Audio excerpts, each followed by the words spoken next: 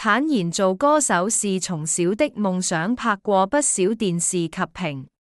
廣告。近日 ViuTV 熱播劇集《弊傢伙》，我要去忽魔亦有份。出的個黎雲為 Vivian 肥肥人，今日7日正式出道成為歌手。支派台歌曲及 MV《曖昧日誌》亦同日上架。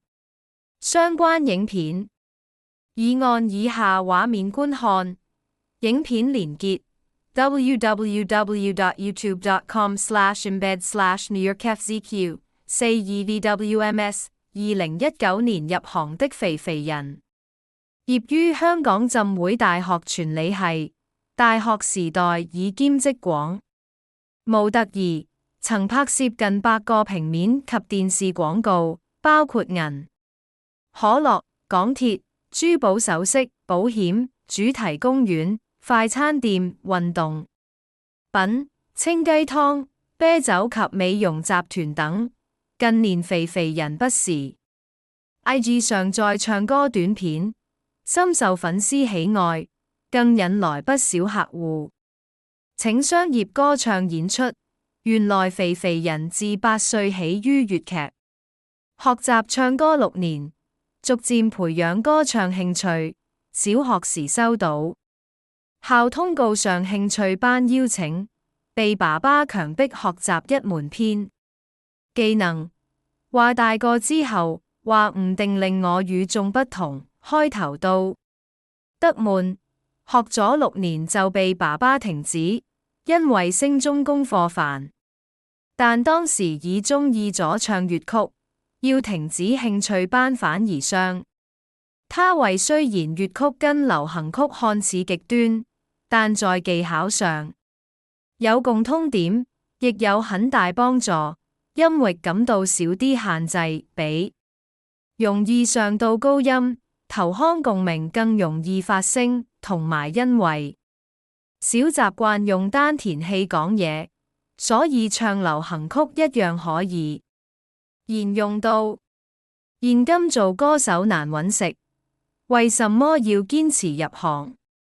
坦言做歌手是從小的夢想，出一首歌要差唔多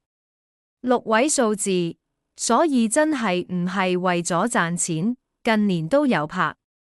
廣告、電視劇同電影嘅機會，所以都一直有儲錢入歌手行列，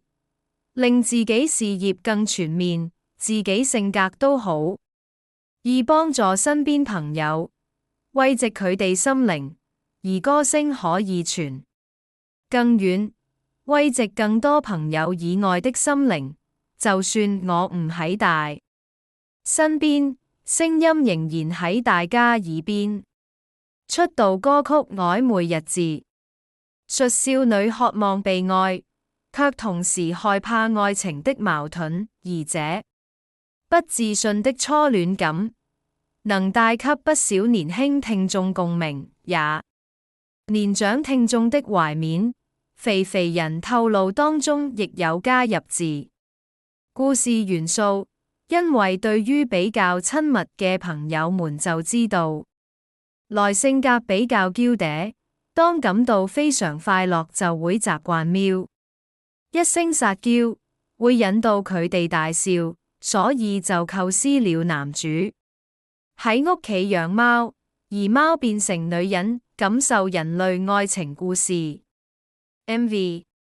肥肥人以貓女造型示人，加上網民經常將焦點在她驕人的身材上，怕唔怕大眾忽略她的歌曲？肥人直言唔怕，唔怕大家 focus 落自己身材，因為身材我好嘅人太多，相信日後有更多影視作品，大家會轉放更多焦點，專注才藝方面發展。